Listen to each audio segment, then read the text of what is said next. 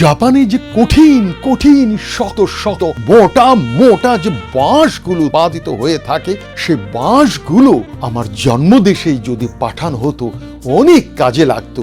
নানা রকম ঢালাই, কনস্ট্রাকশন, রাস্তাঘাট তৈরিতে নিচে রডের সাথে সেই মোটা মোটা বাঁশগুলো দিয়ে তারা কাজে লাগাতে পারত। সে বাঁশ আমার জন্মদেশে খুবই দরকার। প্রিয় বন্ধুরা, আমি বনি আমিন। আমি আছি জাপানের একটি গ্রামে।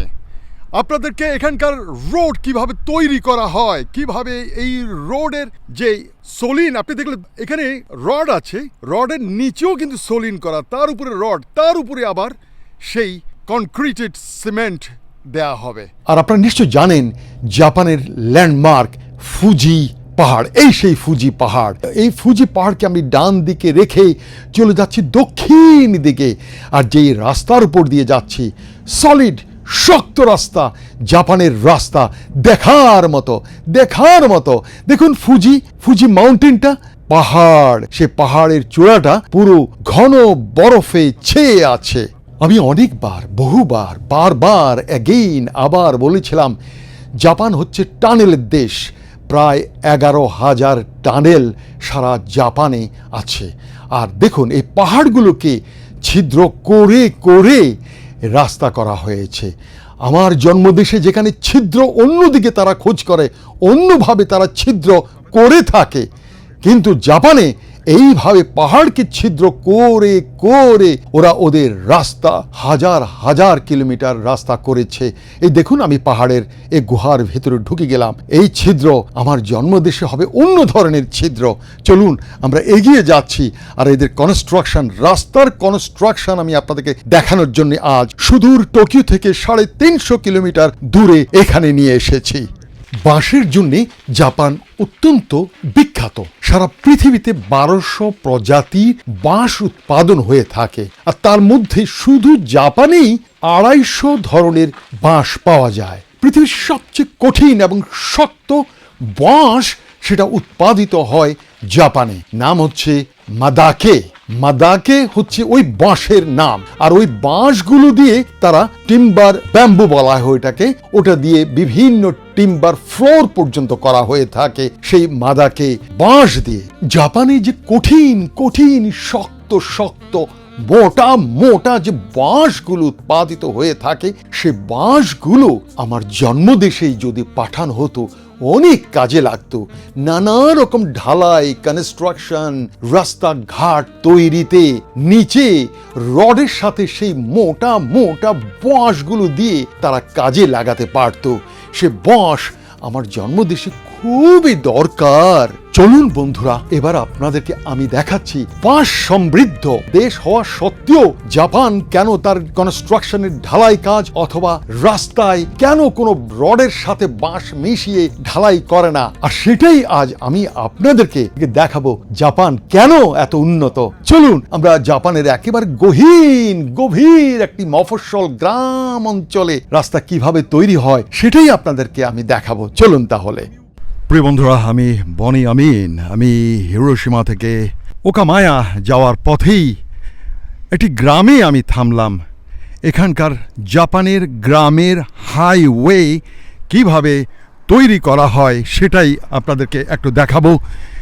নিজ চোখে দেখুন, এই যে রাস্তা দেখছেন, এই হাইওয়ে জাপানিজরা কিভাবে তারা তৈরি করে। পতাকা হাতে দাঁড়িয়ে থাকা সে ট্রাফিক কন্ট্রোলার বারবার আমাকে বারণ করছে সামনে না আগানোর জন্যে, নিরাপত্তার খাতিরে। কিন্তু সেই ট্রাফিক কন্ট্রোল বুঝতে পারেনি বনি আমিন চট্টগ্রামের মাল, চিটাগংয়ের মাল বনি আমিনকে থামানো যায় না।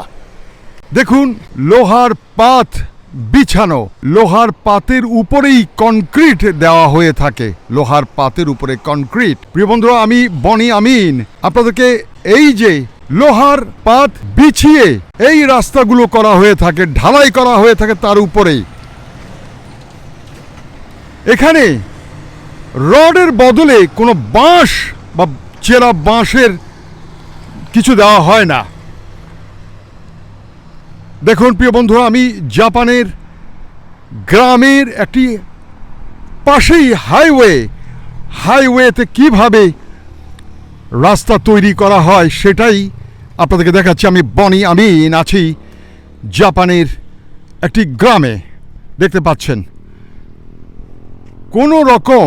কোনো রকম বাঁশ এর ভেতরে নেই, কোনো বাঁশ নেই। কি পোক্ত, দেখুন কি পোক্তভাবে তারা এই রাস্তা করছে। প্রিয় বন্ধুরা, আমি আছি জাপানের এই যে গ্রাম, দূর একটি গ্রামে। আশা করি এটা স্মৃতি হয়ে আপনাদের কাছে থাকবে। দেখুন ঢালাইয়ের কাজ চলছে ওখানে ঢালাইয়ের কাজ চলছে, দেখতে পাচ্ছেন। ঢালাই করেই এখানে আসবে এতটুকু। জাপানের রাস্তা কেন মজবুত, কেন এত দীর্ঘস্থায়ী হয়, সেটাই আজ আপনাদেরকে হাতে কলমে আমি দেখালাম। দেখলেন, আর সিমেন্ট নিয়ে যাচ্ছে এরা, কনক্রিট।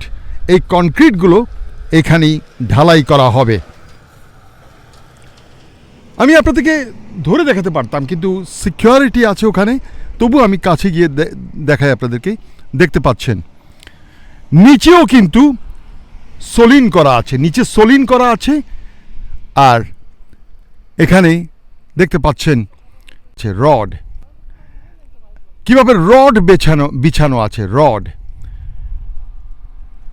প্রিয় বন্ধুরা, সে যাই হোক, দেখালাম আপনাদেরকে জাপানের রাস্তা, highway from Hiroshima to Osaka অথবা ওকায়ামা। প্রিয় বন্ধুরা, আমি বনি আমিন, আমি আছি জাপানের একটি গ্রামে। আপনাদেরকে এখানকার রোড কিভাবে তৈরি করা হয়, কিভাবে এই রোডের যে সলিন, আপনি দেখলে এখানে রড আছে, রডের নিচেও কিন্তু সলিন করা, তার উপরে রড, তার উপরে আবার সেই কনক্রিটেড সিমেন্ট দেয়া হবে। এটা একটি প্রত্যন্ত গ্রাম জাপানের। কিয়োটোতে যাওয়ার আগেই আমার চোখে পড়লো এই কনস্ট্রাকশনটা, রাস্তা তারা কিভাবে তৈরি করে। আমি হঠাৎ করে আমার গাড়ি থামিয়ে দিলাম, থামিয়ে আমি দেখলাম যে রাস্তাতে কিভাবে রড দিয়ে ঢালাই করা হচ্ছে। কোথাও কি বাঁশ আছে? কোথাও কোনো বাঁশ নেই। আমি দূর থেকে জুম করে আপনাদেরকে নিয়ে আসলাম এই রাস্তার কনস্ট্রাকশনটা দেখানোর জন্য। জাপান পৃথিবীর একটি অন্যতম উন্নত দেশ এবং এশিয়ার সবচেয়ে শিক্ষিত এবং উন্নত দেশ। কোন বাঙালি আজ পর্যন্ত জাপানের এত গভীরে ভিডিও করতে পারেনি, শুধু বনি আমিন করেছিল। জাপানের রাস্তা এত পোক্ত, এটা কিন্তু গহীন একটি গ্রাম। আমি গ্রামের ভেতর দিয়ে যেতে আমার মন চাইলো আপনাদেরকে জাপানের একটি রাস্তা কিভাবে তৈরি হয় সেটা দেখানোর। প্রিয় বন্ধুরা, জাপান বিশ্বের উন্নত দেশের একটি। নিয়মানুবর্তিতা, সময় নিয়মানুবর্তিতা এবং আপনি জগতের যে উন্নয়নের যে কাঠামো, যেটা ইনফ্রাস্ট্রাকচার, ভালো ইনফ্রাস্ট্রাকচার যদি দেখতে হয় জাপানে আসবেন, দেখবেন। কালের সাক্ষী হয়ে থাকুক আমার এই ভিডিও, জাপানে কিভাবে রাস্তা তৈরি করা হয়, এই রাস্তার মধ্যে কিভাবে রড ব্যবহার করা হয় এবং কত শক্ত, কত মোটা আপনারা দেখলেন। আর এই যে আমার পেছনে যে আছে, সে হচ্ছে ট্রাফিক কন্ট্রোলার, সে ট্রাফিক কন্ট্রোল করছে। দেখুন কিভাবে মাথার নুয়ে তাদের সম্বোধন জানানো হচ্ছে।